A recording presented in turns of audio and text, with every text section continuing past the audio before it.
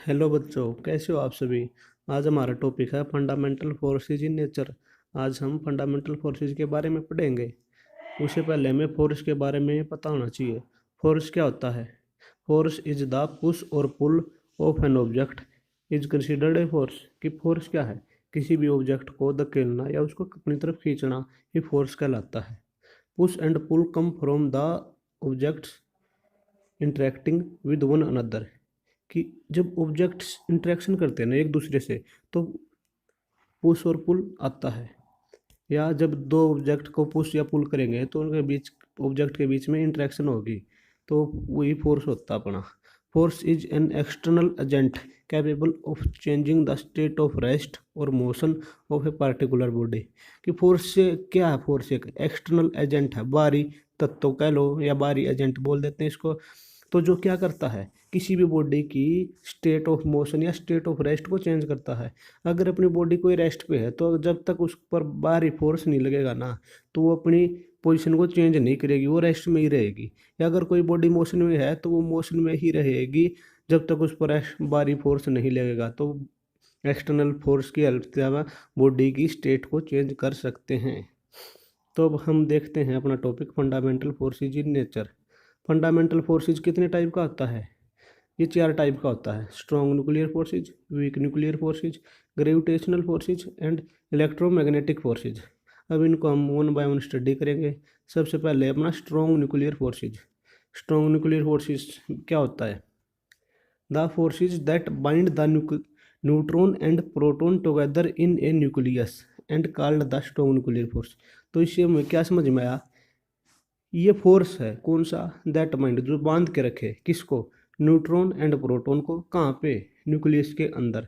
कि strong nuclear forces क्या करता है, अपने न्यूक्लियॉन्स को न्यूक्लियस के अंदर बांध के रखता है। न्यूट्रॉन एंड प्रोटॉन न्यूक्लियॉन्स कहलाते हैं अपने, जो न्यूक्लियस के अंदर पाए जाते हैं। तो स्ट्रॉन्ग न्यूक्लियर फोर्स क्या करता है, अपने न्यूट्रॉन एंड प्रोटॉन को न्यूक्लियस के अंदर रखता है। तो इसकी कुछ प्रॉपर्टी हैं, ये नीचे ये पढ़ते हैं आप। तो these are the strongest forces in nature. देखो इसका नाम क्या है, स्ट्रॉन्ग न्यूक्लियर फोर्सेज। तो नाम में ही है क्या कि ये स्ट्रॉन्ग है। तो ये these are the strongest forces in nature, ये फोर्स कैसा है, सबसे स्ट्रोंगेस्ट है। सबसे स्ट्रोंगेस्ट फोर्स का जिक्र आ जाए तो स्ट्रॉन्ग न्यूक्लियर फोर्सेज। और दूसरा, these are 10⁻38 times stronger than gravitational force. अपना ग्रेविटेशनल फोर्स होता है ना जो, उससे ये 10⁻38 टाइम ज़्यादा स्ट्रोंग है। Do not depend upon charge on the nucleon. देखो अपने न्यूक्लियन है, ये प्रोटॉन न्यूट्रॉन, उनके ऊपर चार्ज, प्रोटॉन के ऊपर पॉजिटिव चार्ज होता है, न्यूट्रॉन चार्ज लेस है, तो उनके ऊपर डिपेंड नहीं करता चार्ज पे। ये अगर अपना चार्ज नहीं है ना तो फिर भी ये लगेगा। अपना स्ट्रॉन्ग न्यूक्लियर फोर्स दोनों को बांध के रखता है, चार्ज पे डिपेंड नहीं करता ये। These are the attractive force with repulsive core. ये कैसा फोर्स है, ये अट्रैक्टिव फोर्स है रिपल्सिव कोर के साथ। इससे हमें क्या समझ में आता है, देखो भाई, जब अपने कोई भी दो न्यूक्लियॉन्स हैं वो किसी भी डिस्टेंस पे तो होंगे, उनके बीच में कोई डिस्टेंस है, सेपरेशन है उनके बीच में। तो इस रिपल्सिव कोर का क्या मतलब है कि देखो नीचे, if distance between nucleons is less than 0.8 fermi then force become repulsive. कि जब दो अपने न्यूक्लियॉन्स हैं उनके बीच में डिस्टेंस 0.8 फर्मी से ज़्यादा है तो फोर्स अट्रैक्टिव की तरफ बिहेव करेंगे। और जब वो अपनी डिस्टेंस 0.8 फर्मी से कम हो जाती है ना, तो वो दोनों न्यूक्लियस एक दूसरे को रिपेल करने लग जाएंगे। तो ये अपना रिपल्सिव कोर है। ठीक है ना बच्चों, कि अपनी डिस्टेंस 0.8 फर्मी से ज़्यादा है तो अट्रैक्टिव है, 0.8 फर्मी से कम है तो रिपल्सिव है। Non conservative forces in nature. तो स्ट्रॉन्ग न्यूक्लियर फोर्सेज क्या अपने, ये non conservative forces in nature हैं। तो इसमें क्या होता है, particle exchange by strong nuclear forces are gluon and meson. इसमें स्ट्रॉन्ग न्यूक्लियर फोर्सेज में पार्टिकल का एक्सचेंज होता है। कौन से पार्टिकल का एक्सचेंज होता है, वो है ग्लोन एंड मेजोन। ये आगे चल के पढ़ोगे तुम, अभी तो बस इनके नाम नाम याद रखो तुम।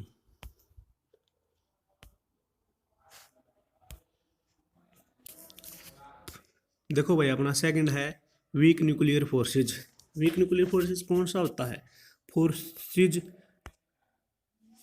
Forces are the force of interaction between elementary particle of short life time.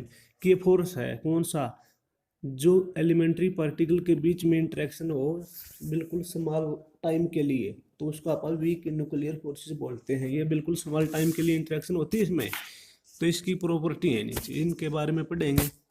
In this forces one particle changes to other particle due to exchange of quark. इसमें क्या कहता है कि अपना एक पार्टिकल है ना दूसरे पार्टिकल में चेंज हो जाता है। क्यों? एक्सचेंज ऑफ क्वार्क, किसी कारण कि जब अपने क्वार्क का एक्सचेंज हो जाता है एक पार्टिकल से दूसरे पार्टिकल में। क्वार्क क्या होते हैं अपने? क्वार्क सबसे छोटी इकाई है, जैसे अपने ये न्यूट्रॉन प्रोटॉन है, ये क्वार्क से मिलके बने हैं। क्वार्क सबसे छोटी है, क्वार्क से छोटा कुछ नहीं होता। तो क्वार्क के एक्सचेंज से एक पार्टिकल दूसरे पार्टिकल में चेंज हो जाता है। The discovery of weak nuclear forces are due to study of the phenomena of beta decay. कि अपनी इसकी वीक न्यूक्लियर फोर्सेज की डिस्कवरी कैसे हुई, कब हुई इसकी? तो बीटा डीके का फिनोमिना आया ना, जब अपना बीटा डीके हुआ तो बीटा डीके में देखा गया कि वीक न्यूक्लियर फोर्सेस था उनके बीच में, पार्टिकल के बीच में, तो इसकी डिस्कवरी वहीं से हुई। तो बीटा डीके क्या होता है? In beta decay electron are emitted from any radioactive substance. कि अपना कोई भी रेडियो एक्टिव सब्सटेंस है वो अपनी हायर सब सेल में है, तो वो जब एनर्जी लूज करेगा या वो इलेक्ट्रॉन का एमिशन करता रहता है।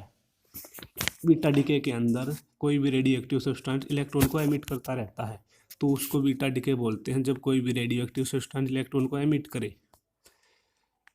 नेक्स्ट है दीज फोर्सेज आर, कि ये जो अपना कौन सा फोर्सेज है वीक न्यूक्लियर फोर्सेज, ये क्या है? स्ट्रोंगर देन, किससे स्ट्रोंग है ये? ग्रेविटेशनल, ग्रेविटेशनल से तो ये स्ट्रोंग है, लेकिन वीक है, वीक किससे? ये strong and electromagnetic force. Strong तो सबसे स्ट्रोंग है, लेकिन इलेक्ट्रोमैग्नेटिक फोर्स अपना सेकंड नंबर पे है, तो थर्ड पे अपना वीक है, फोर्थ पे अपना ग्रेविटेशनल है। अगर आप इसकी स्ट्रेंथ के हिसाब से देखे जाए तो इस स्ट्रोंग तो किससे है? ग्रेविटेशनल से, लेकिन वीक किससे? स्ट्रोंग एंड इलेक्ट्रोमैग्नेटिक फोर्स से। तो अपना नेक्स्ट है अपना फोर्स, थर्ड है ग्रेविटेशनल फोर्सेज। ग्रेविटेशनल फोर्सेज क्या होता है? Gravitational forces is the attractive force exerted between objects due to their mass. तो ग्रेविटेशनल फोर्स एक टाइप का कैसा फोर्स है? अट्रैक्टिव, कि दो बॉडी अपने जिन बॉडी के पास मास है, किसके कारण होता है ये? मास के कारण। दो मासिव बॉडी एक दूसरे को अपनी तरफ अट्रैक्ट कर रही हैं, तो उसका अपन ग्रेविटेशनल फोर्स बोलते हैं। तो उसकी बॉडी के मास पे डिपेंड करता है। तो इसकी प्रॉपर्टी है it is the weakest force. तो ग्रेविटेशनल फोर्स क्या है? सबसे वीक फोर्स है। It is the weakest force. The particle that carries the force is called the graviton. तो इसमें जिस पार्टिकल के कारण ग्रेविटेशनल फोर्स होता है, या जिस अपने किस कौन सा पार्टिकल कैरी करता है इसको ग्रेविटेशनल फोर्स को, उसको आप ग्रेविटोन बोलते हैं। These forces are the central forces. तो ये जो भी ग्रेविटेशनल फोर्स है ना, ये सेंट्रल फोर्सेज है। सेंट्रल फोर्सेज क्या? जो दो पार्टिकल है ना, दो बॉडी है, उनके बीच में अपन ग्रेविटेशनल फोर्स देखना, तो उनको जो लाइन ज्वाइनिंग है ना, जिनसे वो मिलके बनी है, मतलब उनके सेंटर टू सेंटर जो लाइन उनको ज्वाइन करती है, तो ये उसी के अलोंग होगा। तो जो भी सेंट्रल लाइन ज्वाइनिंग के अलोंग हो ना जो फोर्स, तो उसी को अपन सेंट्रल फोर्सेज बोलते हैं। तो अपना ग्रेविटेशनल फोर्सेज भी क्या है? सेंट्रल फोर्सेज है। तो ये कैसा अट्रैक्टिव फोर्स है? This are the attractive in nature. तो ये फोर्स अपना क्या है? अट्रैक्टिव फोर्स है। तो ये अपना कंजर्वेटिव फोर्स है। This forces obey inverse square law. तो ये अपना ग्रेविटेशनल फोर्स क्या करता है? इनवर्स स्क्वायर लॉ को ओबे करता है। ये इनवर्स स्क्वायर लॉ क्या है?